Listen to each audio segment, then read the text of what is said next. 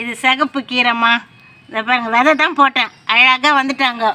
நான் வந்து ஃபுல்லாக வளர முட்டோம், சூப்பராக தண்ணிங்கெல்லாம் ஊற்றி அழகாக இருக்குது பாரு. அது வளரட்டும், அறுவடைக்கும் போது உங்கள்கிட்ட காட்டுறேன். அப்போ பாருங்கள், விதை தான் வாங்கி போட்டுது. இது இந்த கீரை பாருங்கள், கீரை தண்டு, இது 6 மாத கீரை தண்டு, அதுவும் போட்டுக்கிறேன். இதெல்லாம் அறுவடை பண்ணும்போது உங்கள்கிட்ட காட்டுறேன். விதைங்க போட்டு முளைக்கிறது இதெல்லாம்.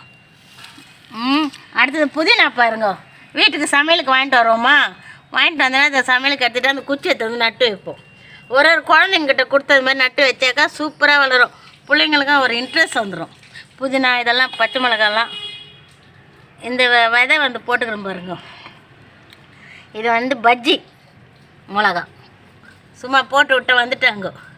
அப்படியே அந்த விதைங்களை கழுவி கொட்டினேன்னா வந்துட்டாங்க. இது பெருசான போது காட்டுறேன் உங்களுக்கு. பஜ்ஜி மிளகாய் இதெல்லாம் இந்த விதை போட்டது.